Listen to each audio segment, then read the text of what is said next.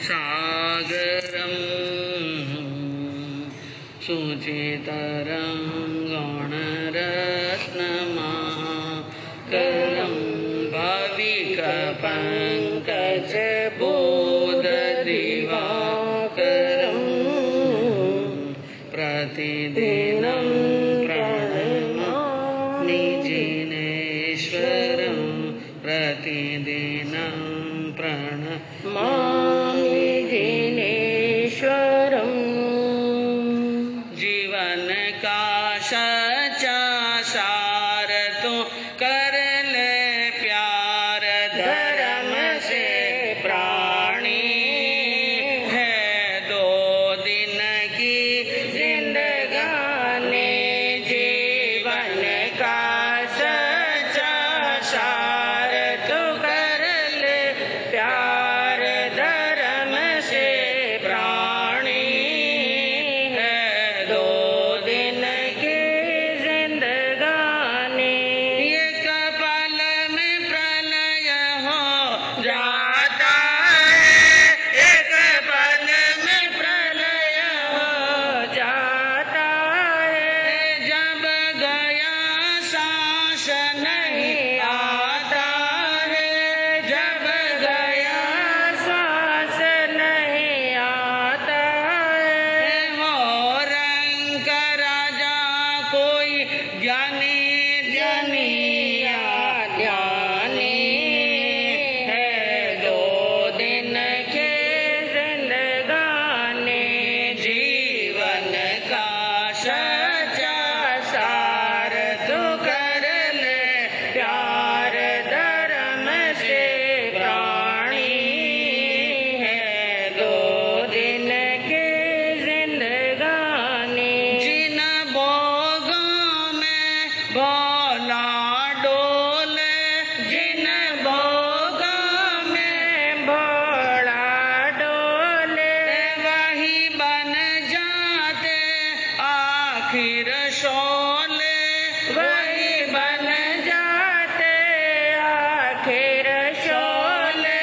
मानव से हर लेते मोती का पानी है दो दिन के जिंदगानी। जीवन का सच्चा सार तो कर ले प्यार, धर्म से प्राणी है दो दिन की जिंदगानी। सर्वज्ञ सर्वदर्शी चरम तीर्थंकर अहिंसा के अवतार विश्व वंदनीय शासनपति श्रवण भगवान वर्धमान महावीर के पावन चरणों में कोटि कोटि वंदन। हृदय के अनंत अनंत आस्था के केंद्र, संयम धन के दाता, संसार सागर से तिरने का सन मार्ग बताने वाले पूज्य गुरु भगवंत श्रवण सूर्य दिव्य विभूति 1008 श्री मरुधर केसरी मिश्री महर्षि महाराज साहब के पावन चरणों में कोटि कोटि वंदन। अहिंसा दिवाकर लोकमान्य संत शेरे राजस्थान वरिष्ठ प्रवर्तक पूज्य गुरुदेव श्री रूपचंद जी महाराज साहब के पावन चरणों में कोटि कोटि वंदन। मरुधरा भूषण संत शिरोमणि पूज्य प्रवर्तक गुरुदेव श्री सुकन मुनि जी महाराज साहब के पावन चरणों में कोटि कोटि वंदन। साधना की प्रतिमूर्ति सद्गुणों की उपासिका सरल मना शांत दांत गंभीरा गुरुवरिया महाशक्ति श्री सज्जन कंवर जी महाराज साहब के पावन चरणों में कोटि कोटि वंदन। धर्म प्रेमी बंधुओं, शीलवती माताएं बहन, अभी आपने सुना कि जवानी की अवस्था में, भोग की उम्र में इंद्रियों को वश में करना अत्यंत कठिन है। गीता में श्री कृष्ण ने कहा कि यदा संहरते चायम कूर्मा नांगीव सर्वस इंद्रियान्द्रियभ्य तस्या प्रज्ञा प्रतिष्ठिता। हे अर्जुन, जिस प्रकार एक कछुआ अपने दोनों हाथ पांव को चारों और पांचवा अपने मुंह को अपने अंदर समेट लेता है, उसी प्रकार एक साधक, एक यानी साधना करने वाला धर्मात्मा अपनी इंद्रियों को इसी प्रकार यानी विषय में जाती हुई को रोक दे तो उसका फल है तस्या प्रज्ञा प्रतिष्ठिता। उसकी बुद्धि हमेशा निर्मल और प्रतिष्ठित रहती है। प्रतिष्ठित का मतलब कहीं डिगने वाली नहीं, स्थिर होकर के रहना। जैसे मंदिर की प्रतिष्ठा करते हैं ना, क्या करते हैं? मंदिर की प्रतिष्ठा में प्रतिष्ठा किसकी करते हैं? मूर्ति की। उनको स्थापित करते हैं और प्रतिष्ठा करते हैं। वो मूर्ति वहां पर प्रतिष्ठित हो जाती है। चीज जहां प्रतिष्ठित हो जाए तो पूजा होती है, प्रतिष्ठा नहीं हो तो पूजा नहीं होती है। इसी प्रकार कहा, अगर जिसकी आत्मा के अंदर बुद्धि प्रतिष्ठित हो गई है, वो आत्मा प्रतिष्ठित हो गई है और वो ही आत्मा पूजने के लायक बन जाती हैं। वसे ही तस्य इंद्रियाणि, जिनके इंद्रियां वश में हैं उनकी बुद्धि प्रतिष्ठित है और वही बुद्धिमान, वही प्रज्ञावान है और जीवन के अंदर वही मंगल को प्राप्त करता है। आप देखिए, भगवान महावीर ने त्याग के और वैराग के बहुत उपदेश दिए। हर वक्त व्यक्ति को त्याग और वैराग के अंदर रहने का उपदेश दिया और आगमों के अंदर जहाँ कहीं भी भगवान का उपदेश है वहाँ त्याग की बात आएगी, वैराग की बात आएगी और जीवन के अंदर पाप से दूर हटने की और धर्म और संवर से जुड़ने की और कर्म निर्जरा के कार्य को करने की बात ही भगवान ने बताई। इसके अलावा कुछ भी नहीं बताया। और आगमों के अंदर और आपके सामने ये पर्व पर्यूषण आ रहे हैं। पर्व पर्यूषण के अंदर ऐसे महापुरुषों का, ऐसे यानी मोक्षगामी महान आत्माओं का वर्णन किया जाएगा जिसके घर के अंदर किसी चीज की कमी नहीं थी, कोई चीज की कमी नहीं थी और ठाट पाट से जीवन राजभवनों में निकल रहा था। एक बार वाणी सुनी नेमिनाथ भगवान की, महावीर की, और झटके से संसार के रसों का क्या कर लिया था? त्याग। तो सच्चा त्यागी कौन? सच्चा त्यागी कौन? इसके बारे में भगवान ने कहा कि जिस व्यक्ति के जीवन के अंदर जे ये कंते पिए भोए लद्दे विपट्टी कुव्वई साहिने चाहिए भोए सेव चाहती उच्च, जो कांत प्रिय और मनोज्ञ भोग, कांत प्रिय और मनोज्ञ भोग जिसको प्राप्त हुए हैं, जो उनके स्वाधीन हैं। कहने का मतलब भोग भोगने की सामग्री घर के अंदर है, सब वस्तुएं घर के अंदर हैं और भोग उनके स्वाधीन हैं। वो भोगना चाहे तो भोग सकता है और भोगने की उम्र है। भोगने की क्या है? उम्र है। और वो उस समय उन चीजों के भोग का त्याग करते हैं, सेव चाहती उसे। वही एक त्यागी है, वही सच्चा त्यागी है। और नहीं तो क्या बताया? पत्थ गंधम अलंकारम इत्थियो सह्य नाणी अछंदा जैन भुजंती नशे चाहती उच्चे। कहा कि वस्त्र, गंध, सुंदर सुंदर वस्त्र और यानी सुगंधित पदार्थ और अलंकार यानी आभूषण और इत्थियो स्त्री और शयन पलंग और पथरना घर में है ही नहीं, कहीं घर में है ही नहीं। और है तो भी अछंदा यानी उनके स्वाधीन नहीं है और भोगने की उम्र नहीं है। उस समय वो कहे कि मैंने सब त्याग कर लिया, घर में चाहे एक पीतल री कटोरी भी को नहीं, और कहे मैं तो है त्याग कर दिया, सब त्याग कर दिया। नागी कहीं तो दोवेन कहीं नहीं चोरे, है ही नहीं है, कुछ भी नहीं है। और वो कह दे कि मैंने त्याग कर लिया तो नशो चाहती उच्च, उसको त्यागी नहीं कहा जाता है। त्यागने की उम्र में त्यागे, भोगने की उम्र में त्याग दे, वही सच्चा त्याग है। विरज्य संपदा संत त्यजंती किम आश्चर्यम। कहते हैं कि भोग भोगने के योग्य न रहने पर सुख साधनों के भोग घर में है भरपूर, लेकिन अब भोगने के योग्य उम्र नहीं है। ऐसी स्थिति के अंदर यदि वो त्याग करे कि अब भोग तो भोग नहीं सकते हैं, खा नहीं सकते हैं, पी नहीं सकते हैं, आराम कर नहीं सकते हैं, ऐसी स्थिति में शरीर को उठाने के लिए भी 4 जनों की आवश्यकता होती है, बाथरूम ले जाने के लिए भी 4 जने चाहिए और हर काम में उनकी सहायता चाहिए। उस समय कह रहे आराम सारा मेरा त्याग है, हमारे भगवान ही कराए दिया। उस समय त्याग करे तो कोई त्याग नहीं है। कहते हैं कि नावमितम जुगुप्सावान सुभुक्तम अपि भोजनम। कहते हैं मालूपा खाया, खीर खाई, लाडू खाया, पेड़ा खाया, बढ़िया बढ़िया जोरदार अच्छा अच्छा मसाला खाया और खाने रे बाद रे मायने मितली आएगी। कई आएगी मितली में समझो कहीं आवे सा जीव घबरावे। अब यूं लगे उल्टी करा तो जीव होरो भेजी, उल्टी करा तो हाँ निकल जाए पेट में तो जीव हो रहे। खाया कहीं मसाला, माल खाया, मसाला खाया, मालूका खाया, मोतीचूरा, लाडू, घेवर, बर्फी सब कुछ खाया और अब स्थिति ये हुई है कि अब उनको उल्टी करे तो जीव आराम से रह सकता है। अब मितली आए और वो उल्टी करे ने बाद में कह देखो साहब मैं मालूका खाया लेकिन पचाया को नहीं, खीर खाई पाची बारे काट दी, लाडू खाया पाचा बारे काट दिया, घेवर खाया हैजू टुकड़ा पड़िया, मैं इन्हें त्याग करियो। त्याग है उसको त्याग कहते हैं। हाँ पचने की स्थिति पेट में है ही नहीं और उस समय उल्टी कर ली वो कोई त्याग नहीं है।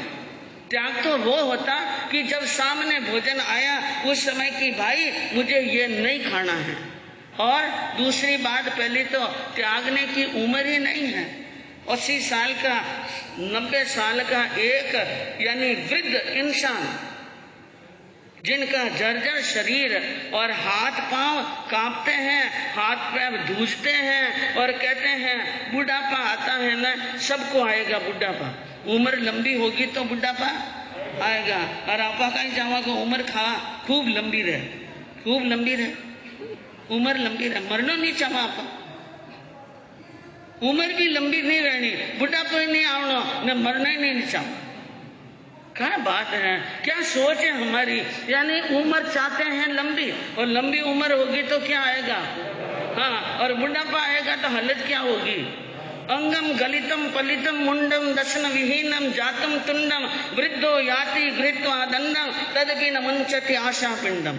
अंगम गलितम ये शरीर गल जाएगा, हड्डियां हड्डियां दिखेगी, चमड़ी भी कांदे के प्याज के छातू जैसी पतली हो जाएगी। अंगम गलितम पलितम मुंडम, बाल क्या हो जाएंगे साफ सफेद जग और दशन विहीनम आंखों की ज्योति कम हो जाएगी और जातुम तुंडम और मुख के अंदर एक भी दांत और दाढ़ नहीं रहेंगे। अंगुली डालकर इधर से उधर घुमावे तो डंबर रोड की तरह साफ, कहीं पर भी अटकने वाली नहीं। और शरीर अब 2 पांव पर खड़ा नहीं रह सकता है, इसलिए एक लाठी का क्या ले लिया, सहारा ले लिया। ऐसी उम्र के अंदर, ऐसी स्थिति के अंदर कोई एक व्यक्ति संतों के बड़े आचार्यों और बड़े गुरुओं के पूज महाराज की धर्म सभा में जाए और वहां पर हजारों लोगों के बीच में खड़ा होकर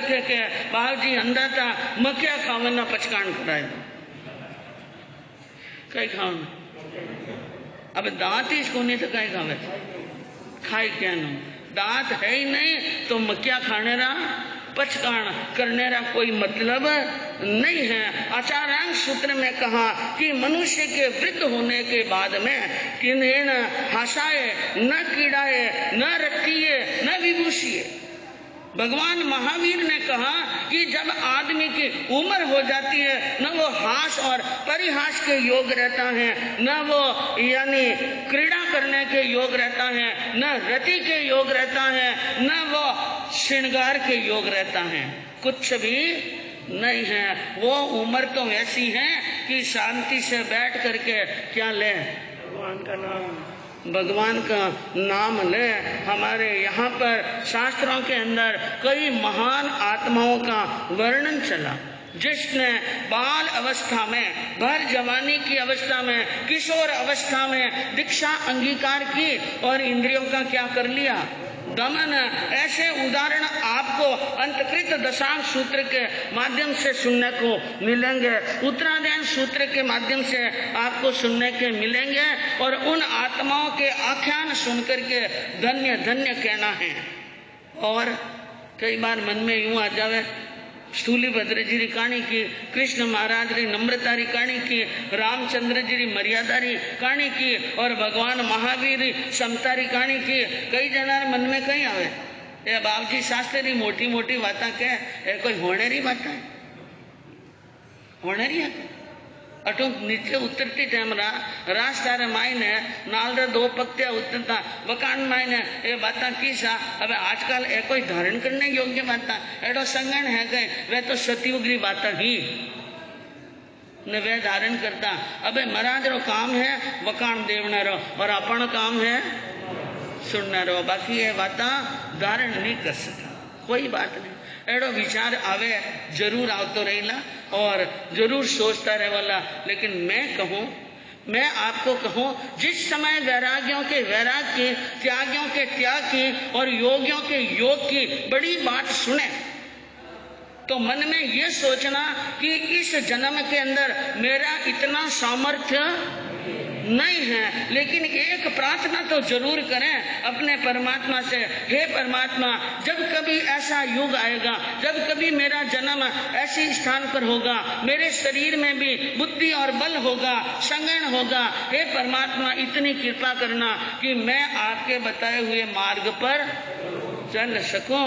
ऐसी भावना भाने से भी कर्मों की क्या होती है, निर्जरा। ने यूं उतरता कह दियो कि कहीं ऐसा, अब कोई वेवनी बाता है नहीं। अब आगे 4 महीना रो अटे चमासो है तो कीन की तो लाया ने केव नहीं पड़ी, केव न पड़ी, टाइम तो पास करना है ना। लेकिन ऐसी बात नहीं। मैं कहूँ चौथे आरे में जो 5 महाव्रत पाले जाते थे, 5 समिति 3 गुप्ती पाली जाती थी और आज भी कई महान आत्माएं पालती हैं और मेरे जैसे मान लो नहीं पाले, शिथिल हैं या महाव्रतों में और समितियों में, गुप्तियों में, 18 पापों में और अनाचारों में पग पग पर दोष लगते हैं। लेकिन जब महापुरुषों के चारित्र और स्वाध्याय करते हैं, उनकी त्याग की बात पढ़ते हैं तो क्या मन में आता है, क्या भगवान ने फरमाया और कब हमारी आत्मा इन सब का अक्षरश पालन करेगी। ऐसा विचार भी आ जाना, विचार आवे ना तो भी कर्मों की क्या होती है, हाँ तो जरूर करना। अच्छी बातें सुनकर अच्छाइयाँ जीवन में ग्रहण करना और जो अच्छाई ग्रहण न कर सके तो अच्छाई की अनुमोदना करना और अच्छाई जीवन में आए ऐसी परमात्मा से क्या कर लेना। हाँ, नहीं तो ऐसा नहीं हो कि 3 पत्ते 4 पत्ते उतरते आप बात को न सामने वाला रे सटीक भेजा जन भाई अटे आए ने कहीं करना तो बटे जैन बहु ने कोई नहीं आवेला वखाण में।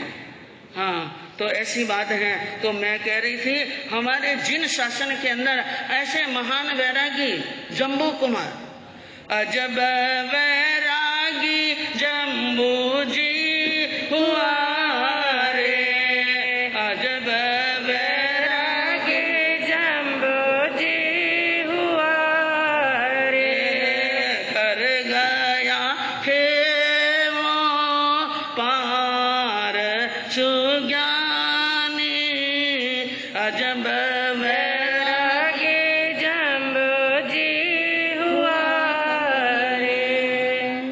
जम्बू कुमार ने 8 सुकुमार पत्नियों का एक दिन पहले शादी की और दूसरे दिन क्या कर लिया, त्याग। और काकंदी के धन्ना ने 32 का त्याग किया। स्थूली भद्र जी ने, अभी आपने त्याग की बात सुनी। गज सुकमाल जी ने 16 वर्ष की उम्र में क्या ले ली, दीक्षा ले ली। आर्य रक्षित ने और एवंता कुमार ने तो लगभग 7 और 9 साल की उम्र के बीच में ही वैराग्य ले लिया और इंद्रियों को क्या कर लिया। हाँ, अरे छाती रिद्धि त्यागी असल वैरागी, छाती रिद्धि त्यागी असल वैरागी।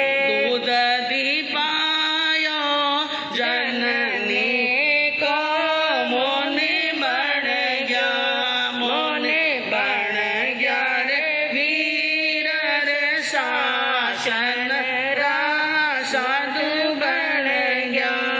पिलंग पतरना तजी फूला रे सैया, पिलंग पतरना तजी फूला रे सैया। आसन जमायो धरती रो साधु बन गया, साधु बन गया रे वीर जी नैश्वर रे साधु बन गया।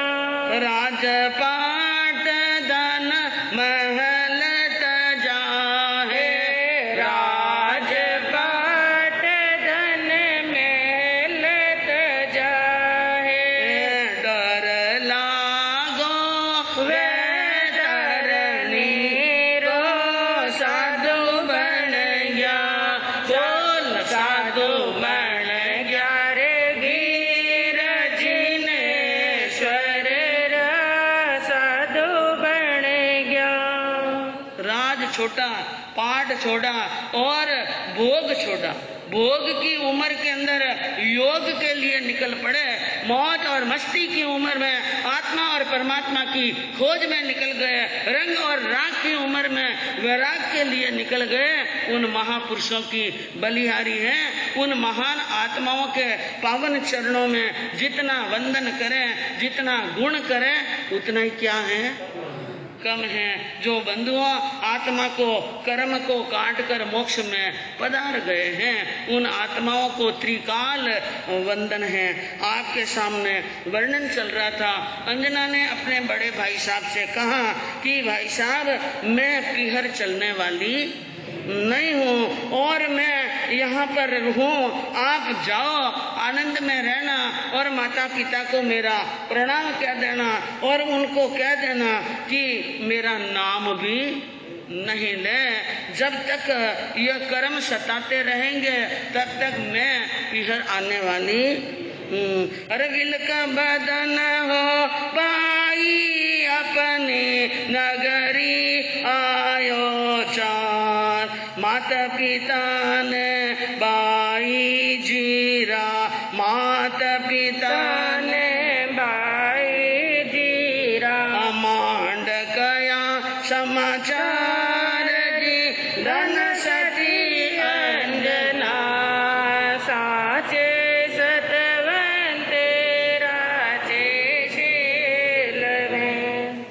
भाई वहां से रवाना तो हुए, लेकिन राजी खुशी नहीं थे, मन में कोई प्रसन्नता नहीं थी। बहन का अपार दुख, उनकी पीड़ा और उनका यानी मोहक चेहरा जो कुमला गया था, उन सब को देखकर जानकर बदन बिलखा हुआ मुख लेकर वहां से रवाना हुए और चलते हुए महेंद्रपुरी नगरी में आए और अपने माता पिता के महलों में आए और प्रणाम करके विधि युक्त मांड गया समाचार, बाई जी के समाचार सब के सब सुना दिए।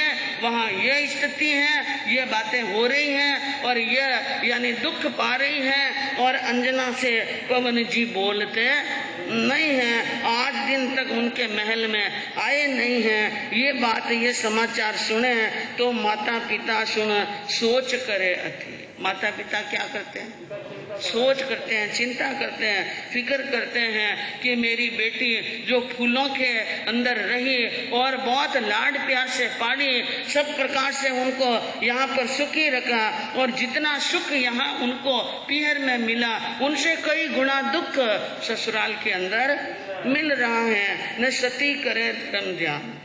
अंजना क्या करती हैं? धर्म करती हैं, परमात्मा का नाम लेती हैं, कभी कभी कर्मों में दुख निकालती हैं, कभी आंसू बहाती हैं, फिर मन को संतोष देती हैं, धैर्य को धारण करती हैं। ऐसा करता कई दिन बीत गए और आगे सुनो बयान। आगे क्या होता है उसके बारे में कवि क्या कहते हैं कि समय तो निकलता जाता है, जिस प्रकार सुख का समय निकलता है दुख का भी निकलता है, लेकिन सुख का समय निकलते देर नहीं लगती और दुख का समय निकलते क्या लगता है। और समय निकलता गया। एक दिन की बात है, अरे घोड़ा खेलावन प्रतिदिन जावे सज्जन पवन कुमार, आता जाता सती अंजना, आता जाता सती अंजना, करल पति दीदार जी धन सती अंजना, साचे सतवंती राचे शील में। एक दिन की बात है कि प्रतिदिन वह पवन कुमार अपने मित्र के साथ में गुड़ सवारी के लिए, घोड़ा दौड़ाने के लिए, घोड़े की गुड़ क्रीड़ा करने के लिए रोज जाते थे। और जिस मार्ग से होते हुए वो जाते थे उस मार्ग के अंदर यानी मार्ग के निकलते हुए पवन कुमार को देखने के लिए सती अंजना अपने महल के झरोके के पास में खड़ी रहती और आता जाता पति का दीदार कर लेती। पति का क्या देख लेती? मुख देख लेती और दर्शन कर मन प्रसन्न होता। मुख देखने से मन क्या होता था? प्रसन्न होता, राजी होता। और सती धारे मन धीर और धैर्य धारण करती थी, कोई बात नहीं, मुझे रोज पति के दर्शन तो हो ही जाते हैं, ऐसा सोचकर वो मन में हमेशा शांति रखती हैं। और जिस समय घुड़ सवारी का वक्त टाइम होता है उस समय से पहले आकर के वहां पर खड़ी हो जाती हैं और समय पर उनको देख लेती हैं। वो उसी प्रकार रोज की तरह, हमेशा की तरह महल के झरोके के पास में वहां पर झरोके में खड़ी पवन जी की सवारी को देख रही थी। और पवन की पड़ी दृष्टि तिन तीर, सामने झरोके में खड़ी किसको देख लिया? अंजना को देख लिया। और अंजना को देखकर मन में विचार किया, क्योंकि अभी तक उन्होंने अंजना को पूरा देखा ही नहीं था, पहचान नहीं सके कि ये अंजना है, ये उनको पहचान नहीं आई। इसलिए उस खड़ी हुई झरोके में खड़ी हुई स्त्री को देखकर अपने मित्र सज्जन से पूछ रहे हैं, पुन सुन मित्र प्यारा आकुण उबीर मेला मायन, सुन मित्र प्यारा आकुण उबीर मेला मायन, मोहन गारी सूरत प्यारे कैसी है सुकुमार प्यारे कैसी है सुकुमार, किन्नरी है या अपचर कन्या अथवा नाग कुमार जी, सुन मित्र प्यारे आकुण उबीर मेला मायनी। अपने मित्र से पूछा, हे मित्र मुझे ये बता, महल के झरोके में जो खड़ी हैं वो कौन है? कौन स्त्री हैं और मोहनगारी सूरत। इनकी सूरत क्या है? मोहनगारी हैं, मन को हरण करने वाली हैं, बड़ी प्यारी हैं और बहुत सुकुमाल हैं। ये स्त्री हैं या किन्नर हैं, किन्नरी हैं या फिर अप्सरा हैं या फिर नाग कुमारी हैं या धरती की कन्या हैं, क्या हैं, कौन है? ये खड़ी हैं, वो जिंदी स्त्री हैं या कोई चित्र है? बात पूछी। मित्र ने सामने देखा कि सामने कौन खड़ी थी? अंजना खड़ी थी। तो अंजना को देखकर विचार किया, अब इनको ये अंजना क्या लगने लगी हैं? अच्छी लगने लगी हैं। सो उन्होंने मन में बहुत खुशी मनाई, कोई बात नहीं। इतने दिन के बाद में अंजना को देखकर मन तो राजी हुआ, इसलिए कहा, सुन राज कुंवर जी स्वामी को भी है प्यारी आपकी। सुनो राज कुंवर जी स्वामी को भी है प्यारी आपकी। मित्र ने कहा, सामने खड़ी झरोखे में वो और कोई नहीं है, न अप्सरा है, न किन्नर है, न कुमारी है, न धरती की कन्या है, वो तो आपकी पत्नी अंजना है। क्या है? अंजना। और वो सती हैं, सुशीला हैं, सुंदर हैं और गुणवान हैं, पुण्यवान हैं। आपके दर्शन करने के लिए यहाँ पर खड़ी हैं, इस पर दया रखो। क्या रखो?